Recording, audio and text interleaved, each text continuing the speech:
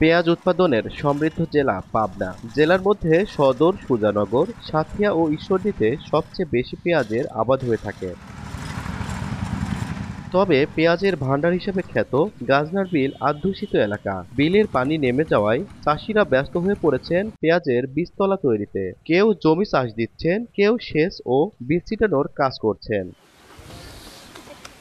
কৃষকরা জানান ৪৫ দিনে বীজ থেকে চারা হলে তা লাগানো হবে জমিতে। পরে সেই চারা থেকে ৩ মাসের মধ্যে হবে পরিপক্ক পেঁয়াজ। তবে বীজ, সারসহ চাষাবাদে আনুষঙ্গিক সবকিছুর দাম বৃদ্ধির পাশাপাশি আমদানি হলে সঠিক দাম নিয়ে দুশ্চিন্তায় কৃষক।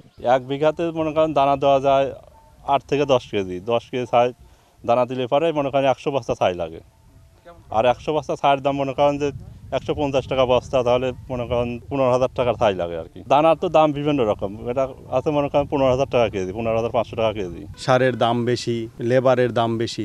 আমরা যারা আগে ৫ বিঘা আবাদ করতাম তারা এখন ৩ বিঘা আবাদ করে 2 বিঘা ছেড়ে দিচ্ছি। এভাবে আমাদের একটু সব দিক থেকেই ক্ষতিগ্রস্ত হচ্ছি।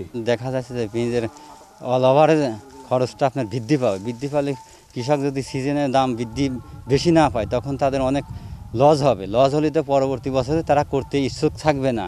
কৃষি বিভাগ বলছে, উৎপাদন লক্ষ্যমাত্রা পূরণ হলে আগামীতে পেঁয়াজের দাম বৃদ্ধির সম্ভাবনা নেই। মুড়িকাটা পেঁয়াজ খুব দ্রুততম সময়ে উত্তোলন হয় এবং এরপরেই চারা পেঁয়াজ রোপণ শুরু হয়। আমার মনে হয় সব সমন্বয় করে পেঁয়াজের দাম বৃদ্ধি পাওয়ার তেমন কোনো কারণ নেই। চলতি বছর জেলায় পেঁয়াজের আবাদের লক্ষ্যমাত্রা ৫৩,৭৫০ হেক্টর জমিতে, যা থেকে উৎপাদন লক্ষ্যমাত্রা প্রায় ৯ লাখ মেট্রিক টন। সবুজ মোল্লা, সময় সংবাদ, পাবনা।